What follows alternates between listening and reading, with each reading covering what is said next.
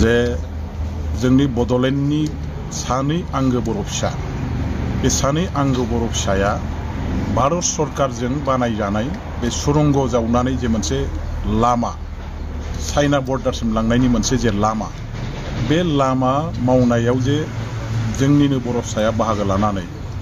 भारत राष्ट्रखौ शक्तिशाली खालामनायनि जे हाबाफारि भारत गभर्नमेन्टनि बेवहाय जे मैखोमै बाहागो लाफाहैदों आरो बे मैखोमै बाहागो लानायनि गेजेरजोंनो सुरंगखौ जावबाय थानाय समावहाय जे बेबायदि मोनसे दुर्घटना थांनाय 5 तारिख नभेम्बरनिफ्राय जानानै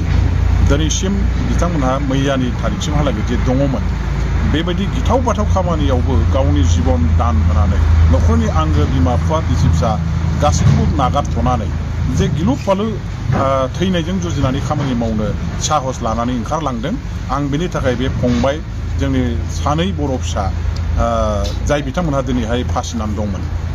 रामप्रसाद नार्जारी आरो सन्जय बसुमतारी बिथांमोनखौ रोजा रोजा जोंनि बड'लेण्डनि बर' फिसाफोरनि जानानै आङो धन्यबाद होगोन साबायखर होगोन आरो बिथांमोननि जिउआ जाहाथे अराय गोजोर जायो गोबाव सम बिसोरो जोंनि जाथि आरो देशनि हाबाफारियाव बाहागो लाफानानै खामानि मावलांनो हायो बिनि गोहो आरो साहसखौ जाहाथे बिथांमोनहा अरायबो मोननो हायो बिनि थाखाय आं इसोरनि खाथियाव आरज गाबगोन। बेजों लोगोसे भारत गभर्नमेन्टनि प्रधान मन्त्रि मानगोनां नरेन्द्र मदि बिथाङा बे सुरंगआव फासिनानै थानाय 41 जन जोंनि श्रमिक जोंनि लेबारफोरखौ दिहुननो थाखाय जे मोनसे थैथां मोनसे हाबाफारि लादोंमोन भारत सरकारा जेसेबां गावनि माने शक्ति दङ जेसेबां गावनि रोंगौथि दं बेखौ बाहायनायनि गेजेरजोंबो फरेन कान्ट्रिफोरनिफ्राय सहाय लानानै जिखिनि माखासे मेसिन टेसिन लाबोनानै जे जावख'थारनानै मानसिफोरखौ दिहुननायनि हाबाफारि लादोंमोन आरो बिथाङा मोनसे खोथाखौ बुंदों जे जिखुनु मुल्यनि बिनिमयाव जिखि उपाय जाया मानो गासिबो उपाय गासिबो खायदा कौशलखौ बाहायजोबनानै भारत सरकारा बे 41 जन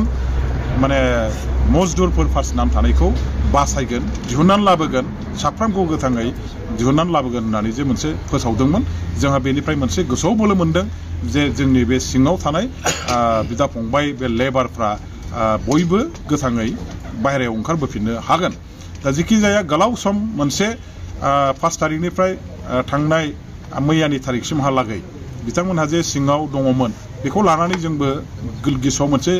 गिनाया दंमोन मोनसे आशंकाया दंमोन जे गमामायैनो बिथांमोनखौ माब्ला दिहुननो हामारगोन गासैबो मेसिना बायफ्लेजोबनाय फेलें जानाय मोनफ्रोमबो प्रसेसा फेलें जानाय मोनफानि उनाव मोनफा बेफोरखौ नुनानै मोनसे गोसोआव गिखांनायबो फैदोंमोन जे बासायनाया एथ' गोरलै बाथ्रा नङा बिराद गोब्राब मोनसे अभियान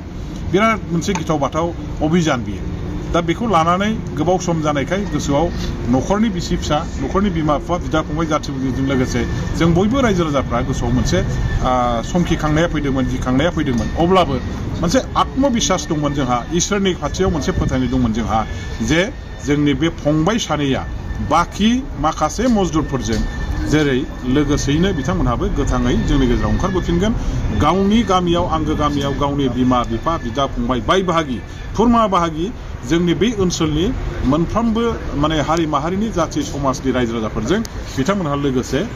गावसिनि मोखांखौ देखायफैनो हागोन आरो बे ओनसोलनि आइ आफा रायजो राजाफ्रा बेखौनो आसा खालामनानै जिहेतु दंमोन। दिनै जों थारैनो मैयानि समाव बिथांमोना 8:10 बाजियाव सुरंगनिफ्राय ओंखारजेननायनि हाबाफारिखौ जे भारत सरकारा थाल्लायै मावना होबाय आरो बे 8:10निफ्राय जे ओंखारबोजेनबाय साफा साफा ओंखारबोजेनबाय बेनिफ्राय जोंहा मैयानिफ्राय बुंनो थाङोबा जों गिदिरथार मोनसे दावहाखौ देरहानानै फैनाय बायदि गोसोआव मोनसे साननाय फैदों जे थैनायजों जुजिनाय मोनसे गिलु फालु दावहामोन बियो थांनाय थैनायनि दावहामोन बियो आरो बे दावहायाव जोङो देरहाबाय भारत सरकारा देरहाबाय जोंनि मजदुर बाहायफ्रा देरहाबाय आरो बेनि गेजेराव जोंहा रामप्रसाद जोंनि फंबाय आरो सन्जय बसुमतारी जोंनिनो फंबाय बिथांमोनहाबो जिहेतु गोथाङै ओंखारबोनो हाबाय बेनि थाखाय बिथांमोनहाबो बे दावहाखौ देरहानायनि साफा साफा सैनिक होननानै आं साननानै लायो। दा बेखौ बुजिनानैनो दिनै भारत सरकारा साफा साफा जोंनि बे सैनिकफोरनो मजदुर बाहायफोरनो माने 1 लाख करि थाखा होनानै पुरस्कार होनायनि जे बेबस्था लादों बे मोनसे बिराद मोनसे बाखनायथाव मोनसे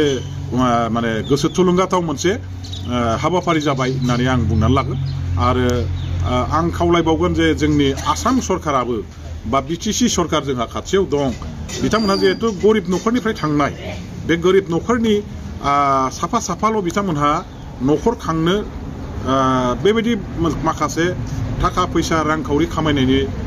साफा साफा मोनफा मोनफा उपाय आरो दिनै जुदि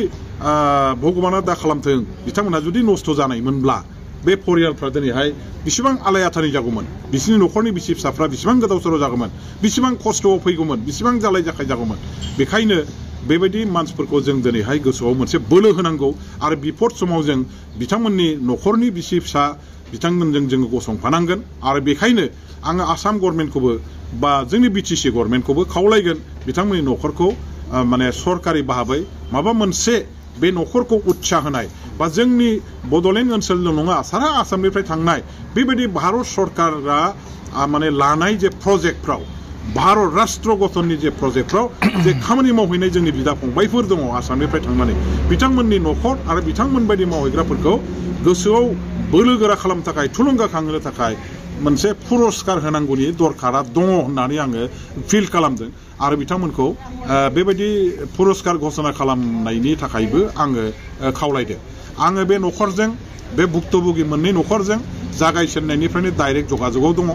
आङो थांनाय 26 तारिखआवबो बाहाय क'क्राझारनि डिसि साहबखौ लानानै 8:30 बाजियाव फुङाव नुजाफैदों आरो गासैबो न'खरनि मानसिफोरखौ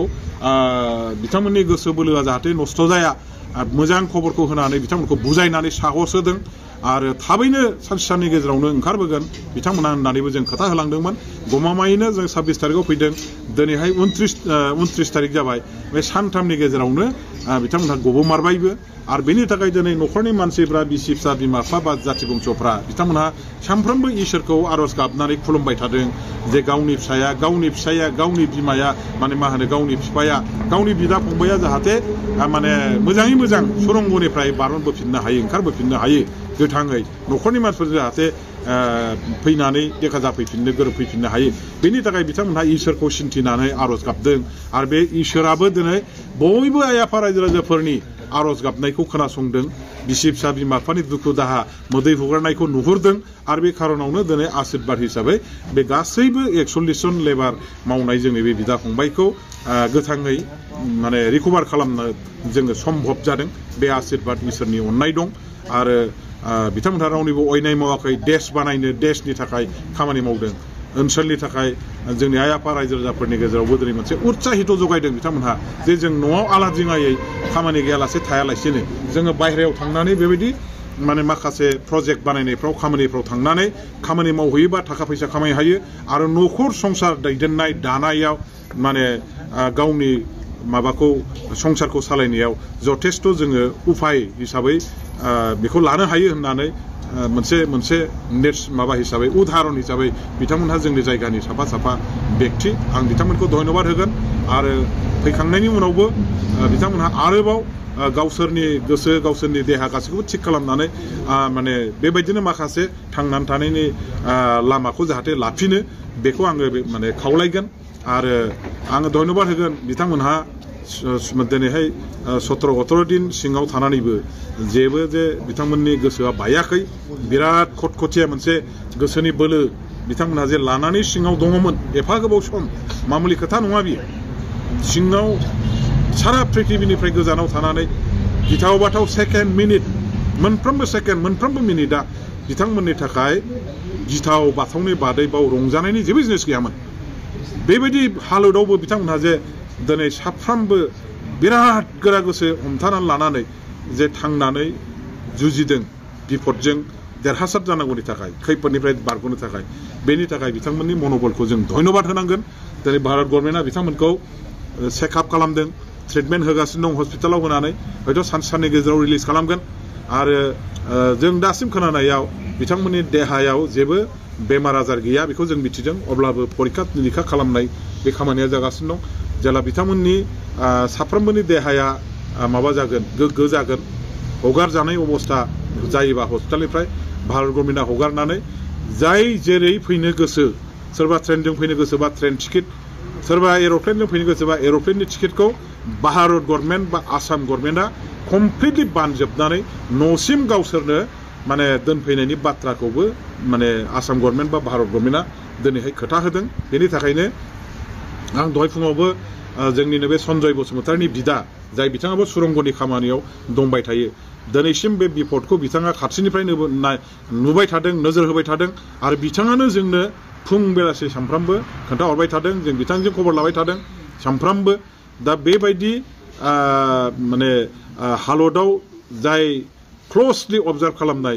सन्जयनि बिदा रकेट बिथांजों आं दहाय फुङावबो रायलायदों आरो बिथाङा बुंदों जों गासैबो बिदा फंबाय ज' जों बेवहाय जेसेबां दं माने नैबे माबाफोर सानैखौ रामप्रसाद नार्जारी आरो सन्जय बसुमतारीखौ हस्पिटालनिफ्राय रिलिज खालामनाय लोगो लोगो जों थांनायनि बाथ्राखौ खोन्थाहरगोन आरो आं बेखौ बुंदों जे नोंसोर डाइरेक्ट डिसिनो खोन्थाहरनोबो हागोन नङाबा आंनोबो खोन्थाहरनो हागोन होमबा लोगो लोगो जों आसाम गभर्नमेन्टनो मानसिफ्रा एर'प्लेनजों फैसिगोन बा फ्लाइट माबाजों ट्रेनजों फैसिगोन बे बाथ्राखौ आसाम गभर्नमेन्टनो बुंनाय लोगो लोगो आसाम गभर्नमेन्टआ बिथांमोननो टिकेटनि बेबस्था खालामनानै न'सिम लाबोनायनि बेबस्थाखौ खालामगोन दा बेखिनिखौ दहाय आं माने बे सन्जय बसुमतारीनि बिदाजों उत्तराखन्दआव रायलायहरदों आरो बेबो रायलायहरदों न'खरनि मानसिफोरनोबो निस्सय खोन्थाहरबाय मैयानिफ्रायनो जों बयबो फुरथि दा बिराद जों बयबो फुरथि जों बयबो गोजोनबाय आरो जोंनि गोसोआव खुनु गिनाय खुनु बेबायदि मोनसे आफसोसबो गैला जोंनि बिदा फंबायखौ जोंनि गेजेराव मोनबाय आरो बेनो जोंनि देरसिन जोंनि देरहासारनाय आरो बेयो एकमात्र दिनै भारत सरकारनि नाजानाय उत्तराखन्ड सरकारनि नाजानाय आरो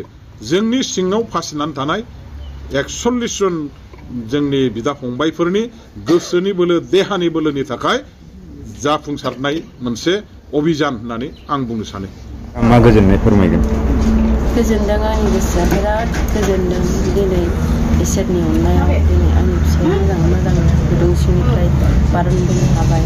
दिनै सरकारनि दायथ' लानायाव दिनै मोजाङै मोजांनो सफैबाय दा आंनि फिसाया उत्तराखन्ड जायगानि हस्पिटालाव दङ एसे ट्रिटमेन्ट लादों मोजां जासै दा ट्रिटमेन्ट लाखांनायनि उनाव आंनि फिसाया न' फारसे फैसिगोन दा बे बुब्लियाव जितु रबिराम नार्जारी बिथांनि MLA आ जागायजेननाय समनिफ्रायनो दिनैसिमबो नोंथांमोनजों गोसो थुलुंगा होफाबाय थादों बे समाव बिथांनो मा गोजोननाय बावगोन रोजा रोजा साबायखर सार रबिरामनिसिम बिराद गोजोननाय थाबाय सार रबिरामनिसिम दा सारा दिनै घटना जाजेननायनिफ्रायनो जोंखौ खबर लादों आरो हजोंहाय घटना जानाय जायगायाव उत्तराखन्ड जायगायाव दिनै आंनि फिसाखौ नायनो थाखाय दिनै आंनिनो बिबोनां थांनो थाखायबो दिनै आखाइ खरसाबो हरदों सारा सारनि थाखाय जोबोद गोजोननाय थाबाय सारनिसिम